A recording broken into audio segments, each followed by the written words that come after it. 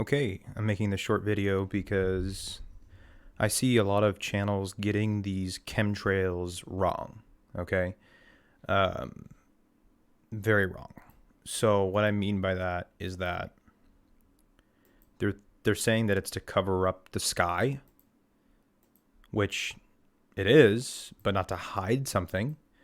Um, I don't think that it really matters if they hide anything. It's more of a practical purpose than just hiding it. Think about all the money that's going into paying the pilots, fueling the jets, paying for this chemical composition that they're spraying in the air. It's not just to hide something. There's that doesn't have a real value to it. It doesn't just hide something. Okay, what this really is a barrier. So the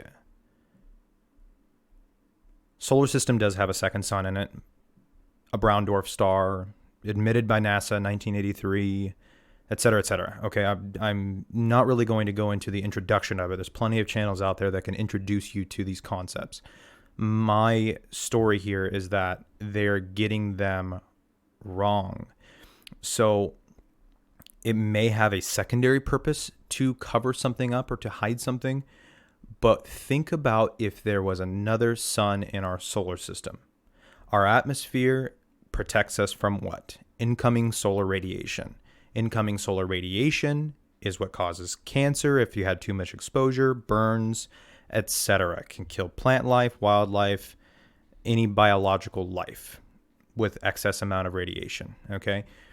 Now, every other theory aside, think about if another sun made its way into our solar system. Right here on the Grand Tour, I was watching this show the other day, came across this, season 3, episode 7, minute 58:37 on the 4K UHD marker. Now, I know just the standard definition, the standard HD marker has a different time marker. I don't know which one that is. I watch my shows in 4K. I'm a bit of a snob. Right here. I mean, that's plain as day. There's no lens flares even visible here, and I would play a portion of it if I didn't think I was going to get in trouble for it, but this is production quality equipment they're using to record this show. This isn't some lens flare on some potato camera, okay? This is the real deal. That's a second sun, and they were recording that for a reason. They put that in their show for a reason. They were noticing it too, and it's not the only time.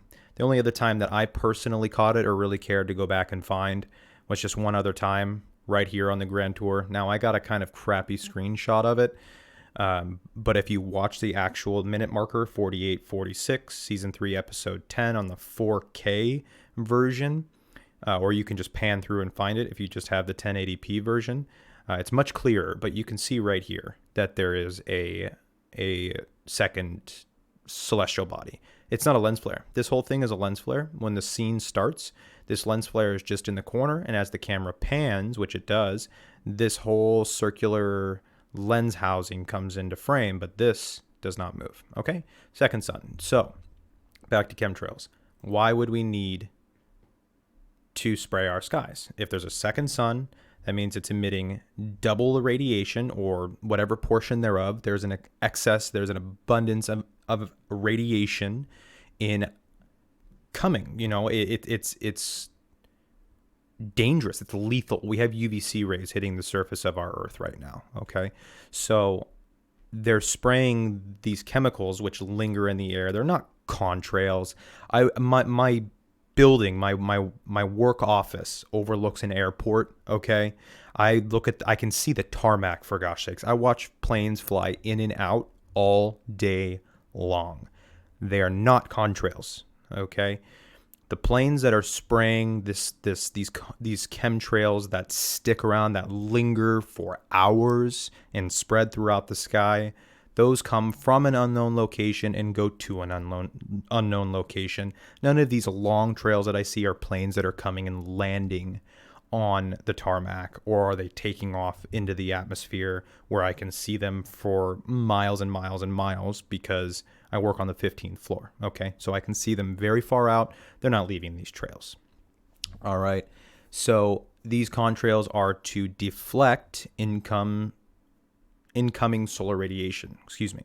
Incoming solar radiation is deflected. They're trying to create a barrier because with the amount of radiation that's being emitted right now by 2 suns in our atmosphere, we need to have another barrier. Why do you say that? Well, if you think of a fusion reactor, a nuclear power plant, the slightest imbalance in that reactor can cause a meltdown, can cause an explosion, okay?